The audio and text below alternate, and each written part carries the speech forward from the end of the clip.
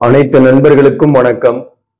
உங்கள் ஆஸ்ட்ரோ பழனிசுவாமிகள் பேசுகிறேன். இந்த காணொளியில மேஷம் ராசிக்கு ஜூலை மாதம் எப்படி இருக்கும் என்பதை பற்றி பொது பலனாக பார்க்கலாம். மேச ராசியை பொறுத்தவரையிலும் முடிவில்லாத சோகம் முடிவு பெறும் நேரம் என்றே சொல்லலாம். சில தீர்க்க முடியாத பிரச்சனைகளுக்கு இந்த மாதத்துல சொல்யூஷன் காண்பீங்க. அதே போல உங்க கூடவே இருந்து உங்களுக்கு குளிபறித்து கொண்டிருக்கக்கூடிய அல்லது உங்களுக்கு ஒரு மறைமுக எதிர்ப்புகளை காட்டிக் கொண்டிருக்கக்கூடியவர்களை அடையாளம் காணக்கூடிய மாதமாகவும் இந்த மாதம் இருக்கும். இந்த குரு பகவானை பொறுத்தவரை ராசிக்கு 2ஆம் இடத்துல இருக்கிறது ஒரு பாசிட்டிவ் அப்படின்னாலையும், இன்னொரு பாசிட்டிவ் என்னன்னாக்க இந்த மாதத்தை பொறுத்தவரையிலும் ரோகிணி நட்சத்திர சாரத்தில் இருக்கு.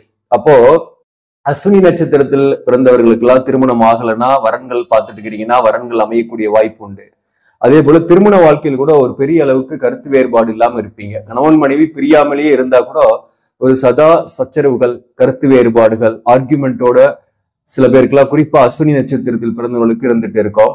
அப்படிப்பட்டவர்களுக்கு இந்த மாதத்தை பொறுத்தவரை ஒரு ரிலாக்ஸேஷன் பீரியட் மாதிரி பெரிய அளவுக்கு பாதிப்பு இல்லாம இருப்பீங்க. அதே போல இந்த அஸ்வினி நட்சத்திரம் மற்றும் கிருத்திகை நட்சத்திரத்தில் பிறந்தவர்களுக்கு இந்த குரு சாரம் மாறுறது பெரிய அளவுக்கு நன்மையை கொடுக்கும். குறிப்பா வேலை விஷயத்துல ஒரு நல்ல ஒரு மாற்றத்தை எதிர்பார்க்கலாம் நீங்க. ஆனாலும் புதியவர்களை நம்பக்கூடாது. கூடவே இருந்தவர்கள் கூட சில பேர் உங்களுக்கு எதிர்ப்பாக செயல்பட்டவர்களை நீங்கள் அடையாளம் கண்டு அவர்களை விட்டு விலகக்கூடிய காலகட்டமாகவும் இந்த காலகட்டம் இருக்கும். அதே போல இந்த ராசிக்கு 2ஆம் இடத்துல இருக்கக்கூடிய குருவால தனம், குடும்பம், வாக்குஸ்தானத்துல குரு பகவான் இருக்கிறது. எல்லா நிலையிலையும் உங்களை கீழே விழாம கை தூக்கி விடக்கூடியவராகவே இந்த குரு பகவான் இருப்பார். அதனால பணம் இல்ல, பிரச்சனையோடு இருக்கிறேன் அப்படின்னு நீங்க இருக்கிறீங்கன்னா கண்டிப்பா அந்த கடவுளுடைய அருளால நிச்சயமாக நீங்க அந்த பண பிரச்சனையில இருந்து விலகி வருவீங்க. அதே போல இன்னொரு பக்கம் பல்வேறு குடும்ப பிரச்சனைகள் இருக்குன்னாலையும் அதுல ஒரு தெளிவான சிந்தனைகளுக்கு உட்பட்டு ஒரு தெளிவான முடிவு எடுப்பீங்க. வாழ்க்கையில ஒரு தெளிவான முடிவுன்னு ஒண்ணு எடுத்துட்டாவே எந்த பிரச்சனையும் இருக்காது. குழப்பங்கள் தான் ஒரு மனிதனை பெரிய அளவுக்கு துன்பத்துக்கு உள்ளாகக்கூடிய விஷயம். மேக்சிமம் உங்களுடைய குழப்பங்கள் தீரும், தெளிவான சிந்தனைக்கு போவீங்க, தெளிவான முடிவு எடுப்பீங்க, வெற்றியும் உண்டாகும். இந்த சனி பகவான் வக்கர பயிற்சியை பொறுத்தவரை நான் ஏற்கனவே போட்டிருக்கேன். இந்த 11ஆம் பாவகத்துல சனி இருந்து வக்கரம் பெறுவதால் மேக்சிமம் புதிய ஆட்களை நம்பி நீங்க ஒரு திட்டங்களை செயல்படுத்தக்கூடாது. புதியவர்களை நம்பி நீங்க இன்வெஸ்ட்மெண்ட் பண்றது அல்லது அவங்களுக்கு கடன் கொடுக்கறது, வாங்குறது போன்ற விஷயங்கள்ல தான் நீங்க கவனமாக இருக்கணும். மற்றபடி பாத்தீங்கன்னாக்க பணம் வரும், அதுக்கு ஈக்குவலா சுப விரயங்கள் நிறையவே ஏற்படும். அந்த சுப விரயம் நீங்க செய்து விடணும். அதே போல ராசிலேயே செவ்வாய் இருக்கிறதுனால உங்களுக்கு எதையும் துணிச்சலாக செயல்படுவீங்க. ஜூலை 12ஆம் தேதி வரலும் ராசியில செவ்வாய். அப்போ எதையுமே அவசரப்பட்டு செயல்படுத்துவீங்க, துணிச்சலாகவும் செயல்படுவீங்க. ஆனா அதுல ஒரு விவேகம் இல்லாம இருக்கும். அதனால விவேகத்தோடு செயல்படும் போது வெற்றியும் உண்டாகும். ஆனா கோபம், டென்ஷனும் கொஞ்சம் கூடவே அதிகமாகவே இருக்கும். கோபம், டென்ஷனை குறைத்துக் கொள்வது இந்த மாதத்தை பொறுத்தவரை நன்மை. இந்த செவ்வாயை பொறுத்தவரை ராசியாதிபதி ஜூலை 12ஆம் தேதியில இருந்து உங்களுக்கு ராசிக்கு 2ஆம் பாவகத்துல போய் சேர்றாரு, குருவோட சேர்ந்துடுறாரு. குரு செவ்வாய் சேர்க்கை குரு மங்கள யோகத்தை ஏற்படுத்தும். இன்னொரு பக்கம் மாதத்தோட தொடக்கத்துல சூரியன் 3ஆம் இடத்துல இருக்கிறதும் நல்லதுதான். 5ஆம் அதிபதியாக இருந்தாலும் சூரியனை பொறுத்தவரை ஒரு பாவகிரகம் 3ஆம் பாவகத்தில் இருக்கிறதுனால மிதுனத்துல சூரியன் இருக்கிறதுனால நிறைய முயற்சி செய்து எப்படியாவது ஒண்ணு விட்டதை பிடிக்கணும், இழந்ததை அடையணும்ன்ற எண்ணத்தோடு செயல்பட வைக்கக்கூடிய மாதம் இது. இந்த 3ஆம் இடத்துல இருக்கக்கூடிய சூரியனால உங்களுக்கு அந்த சிறுதூர பயணங்கள் நிறைய செய்வீங்க. அதன் மூலம் ஆதாயம் உண்டு. அண்ட அயலார்களுடைய ஆதரவுகள் கிடைக்கும். எதிர்பாராத உதவியும் ஒரு பக்கம் கிடைக்கும். அதே சமயத்துல 3ஆம் இடத்துல இருக்கக்கூடிய சூரியன் உங்களுக்கு வெற்றியையும் புகழையும் தருவாரு. வேலை விஷயத்துல வேலை விஷயத்தை பொறுத்தவரையிலும் சில பேருக்குலாம் இடமாற்ற சிந்தனையோடு இருக்கிறீங்க அல்லது புதிய வாய்ப்புக்காக தேடிட்டு இருக்கிறீங்கன்னா அந்த வாய்ப்பு கிடைக்கும். அதுவும் குறிப்பா உங்க சுய ஜாதகத்துல சனி வக்கரமா இருக்காரு. இப்ப உங்களுக்கு நடக்கக்கூடிய தசாபுக்தியும் நல்ல ஒரு யோக கிரகத்தோட தசாபுக்தி நடக்குதுன்னா சில பேருக்கு பதவி உயர்வு அல்லது ஊதிய உயர்வாடி நீங்க வேற ஒரு கம்பெனிக்கு ஷிஃப்ட் பண்ணக்கூடிய காலகட்டமாக இருக்கும். சப்போஸ் உங்களுக்கு திடுதிப்புன்னு வேலை போயிடுது அப்படின்னாக நீங்க கவலையப்பட தேவையில்ல. இந்த மாதத்தை பொறுத்தவரை புதிய வாய்ப்புக்கு உடனே முயற்சி செய்யுங்க. உடனே அந்த புதிய வாய்ப்பும் கிடைக்கும். உங்க சுய ஜாதகத்துல சனி வக்கரமாகல, உங்களுக்கு நடப்பு தசாபுக்தியும் சரியில்லை, அதாவது அட்டமாதிபதியோட தசாபுக்தி அல்லது 6ஆம் அதிபதியோட தசாபுக்தி நடக்குதுனாக்க உடல்நலத்துல சில தொந்தரவுகள், இடமாற்றங்கள், தேவையற்ற இடமாற்றங்கள், பண நஷ்டம், இந்த மாதிரியான விஷயங்கள்லாம் நடந்துட்டு இருக்குதுன்னா இந்த நேரத்துல கோச்சாரத்துல சனி வக்கரமாகுது. அப்போ இந்த நேரத்துல நீங்க கொஞ்சம் கவனமா இருக்கணும். நீங்க இருக்கிற வேலையில கொஞ்சம் கான்சென்ட்ரேட் பண்ணிக்கணும். இப்போ உங்க சுய ஜாதகத்தோட ரிலேட் பண்ணி தான் நீங்க அதை முடிவெடுக்கணும்.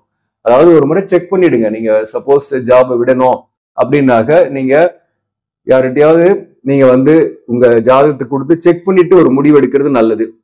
அதே போல பாத்தீங்கன்னாக்க இந்த நேரத்தை பொறுத்தவரையில அரசு பணியில் இருப்பவர்களுக்கு ஒரு ஊதிய உயர்வோ அல்லது ஒரு ஃபேவரபிள் இடமாற்றமோ கிடைக்கிறதுக்கு வாய்ப்பு உண்டு. அதாவது யாருக்கெல்லாம் உங்க ஜாதகத்துல சனி வக்கரமா இருந்து இப்ப நல்ல தசாபுக்தி நடக்குதோ அவர்களுக்கு ஃபேவரபிளான சேஞ்சஸே வரும். அப்படி இல்லைன்னா நீங்க வந்து இருக்கிற இடத்துலயே இருக்கிறது தான் நன்மை.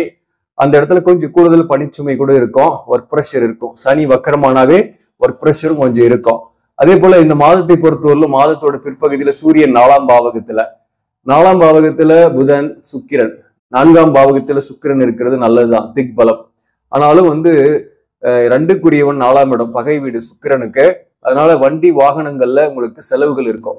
செலவுகள் வைக்க ரிப்பேர் பண்றது இந்த மாதிரி, அல்லது வீடு ஆல்ட்ரேஷன் அல்லது வீடை புதுப்பிக்கிறது, இந்த மாதிரியான செலவுகள்லாம் இந்த மாதத்தை பொறுத்தவரை வாகனத்தால வீட்டால உங்களுக்கு செலவுகள் வரும்.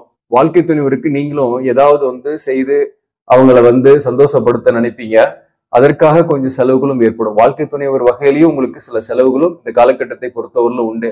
புதனும் சுக்கிரன் 4ஆம் பாவகத்தில் இருக்கிறதுனால சில பேருக்கெல்லாம் வந்து எதிர்கால வாழ்க்கை துணைவரை சந்திக்கக்கூடிய வாய்ப்போ அல்லது புதிய காதல், புதிய உறவுகள் ஏற்படக்கூடிய வாய்ப்போ இந்த காலகட்டத்தில் உண்டு.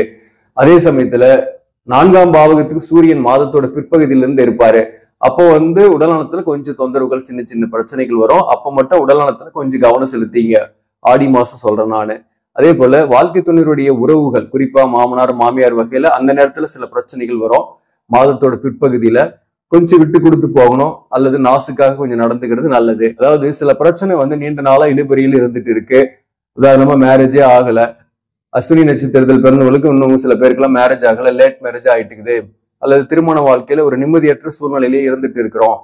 கணவன் மனைவி ஒன்னா இருந்தா கூட பிரிந்தே இருக்கிற மாதிரி பிரச்சனையோடய வாழ்ந்துட்டு இருக்கிறோம், அல்லது பிரிந்து இருக்கிறோம், பிரிந்தவங்களையே நினைச்சிட்டு இருக்கிறோம் அப்படின்னாக்க உங்களுக்கு இந்த நேரத்துல ஒரு சொல்யூஷன் கிடைக்கும்.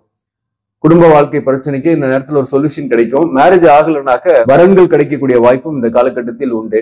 அதே போல பரணி நட்சத்திரத்தில் பிறந்தவங்களுக்கும் பாத்தீங்கன்னாக்க வெளிப்படையா பேசிட்டு நீங்க சில நேரங்கள்ல வந்து உறவுகளாலையும் சரி, ஒர்க் பண்ற இடத்துல மேலதிகாரிகளாலையும் கஷ்டப்படக்கூடிய சூழ்நிலையும் கடந்த காலத்துலாம் இருக்கு, இப்பவும் இந்த மாதத்தை பொறுத்தவரை இருக்கு. அதனால வெளிப்படையாக கொஞ்சம் பேசாம சில விஷயங்களை வெளிப்படையா சொல்றதுனால அது பாசிட்டிவ் தான், அதுவே நெகட்டிவாவும் இருக்கு.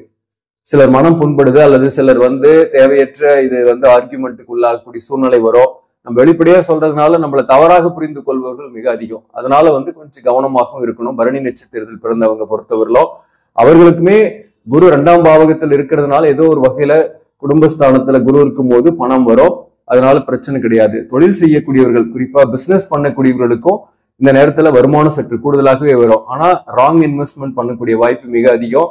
அல்லது யாருக்காவது கடன் கொடுத்து அல்லது கடன் விட்டு அதை திரும்பி வாங்குறதுல சில பிரச்சனைகளை சந்திக்கக்கூடிய வாய்ப்பு மிக அதிகம். அதில் மட்டும் நீங்க கவனமாக இருந்தா போதுமானது பிசினஸ் பண்ணக்கூடியவர்களுக்கு. அதே போல அகலக்கால் வைக்காம இருக்கிறது ஒரு வகையில நல்லது. அதாவது அப்படி பிசினஸ் விரிவுபடுத்தணும் அல்லது புதிதாக தொழில் ஆரம்பிக்கணும் அப்படின்ற எண்ணங்கள் இருக்குன்னாக்க உங்க சுய ஜாதகத்தை செக் பண்ணிங்க.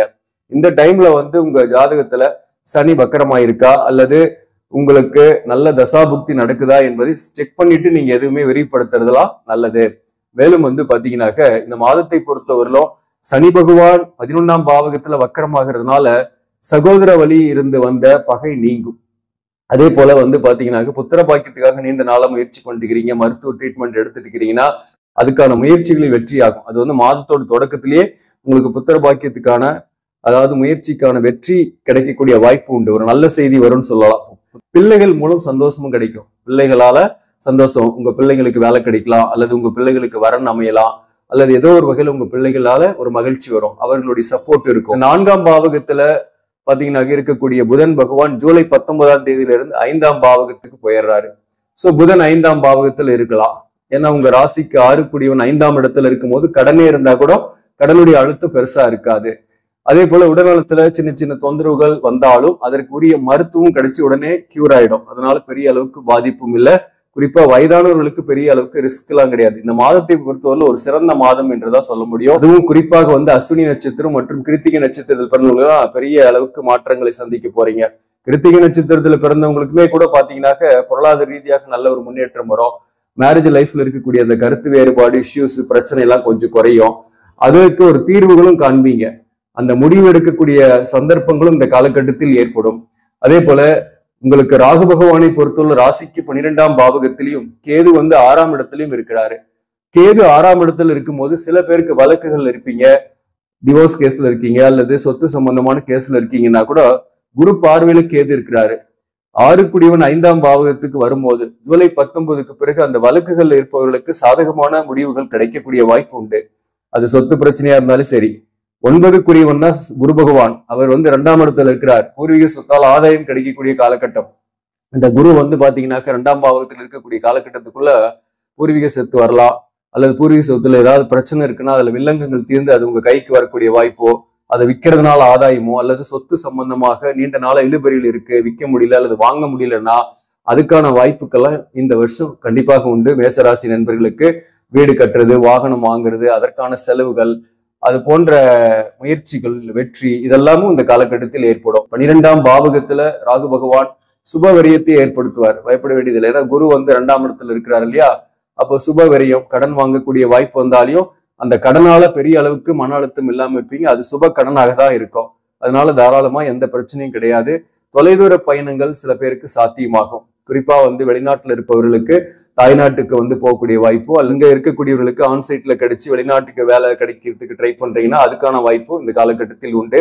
இந்த மாதத்தை பொறுத்தவரை எந்தெந்த தொழிலெல்லாம் சிறப்பாக இருக்கும் அப்படின்னாக்க, குறிப்பா கமிஷன் சார்ந்த துறை, அரசு பணியில் இருப்பவர்களுக்கு, உயர் பதவியில் இருப்பவர்களுக்கு, அதே போல இன்ஜினியரிங், மருத்துவம் சார்ந்த துறையில் இருப்பவர்களுக்கு, கல்வித்துறையில் இருப்பவர்களுக்கு மிக சிறப்பான காலகட்டம். மேலும் இந்த காலகட்டத்தில் ரியல் எஸ்டேட், விவசாயம், இந்த சிறு வியாபாரம் செய்யக்கூடியவர்கள், வாக்காள் பிழைப்பு, கடை நடத்தக்கூடியவர்களுக்கெல்லாம் ஒரு முன்னேற்றமான சூழ்நிலை இருக்கும். லாபங்கள் வரும். இந்த மாதத்தை பொறுத்தவரையிலும் நீங்கள் வழிபட வேண்டிய தெய்வம் எது அப்படின்னாக்க, சாட்சாத் வந்து முருகபெருமானை தான். நீங்க பழனி முருகனை சஷ்டி திதி நாள்ல போய் தரிசிச்சுட்டு வர்றது மிக அற்புதமான பலனை கொடுக்கும். கிருத்திகை நட்சத்திரமாக இருந்தாலும் சரி, அஸ்வினியா இருந்தாலும் சரி, பரணி நட்சத்திரத்தில் பிறந்தவங்களுமே முருகபெருமானை வழிபாடு செய்யுங்க.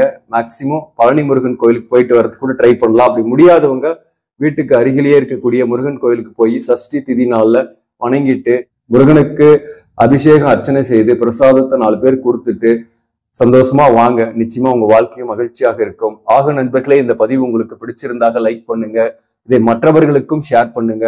இன்னும் நம்ம சேனலை சப்ஸ்கிரைப் பண்ணாம பாக்குறவங்க சப்ஸ்கிரைப் பண்ணி கண்டினியூ பண்ணுங்க. இதன் மூலம் உங்களுக்கு ஒரு சரியான ஜோதிட தகவல்களும் ஆன்மீக தகவல்களும் கிடைக்கும். நன்றி, வணக்கம்.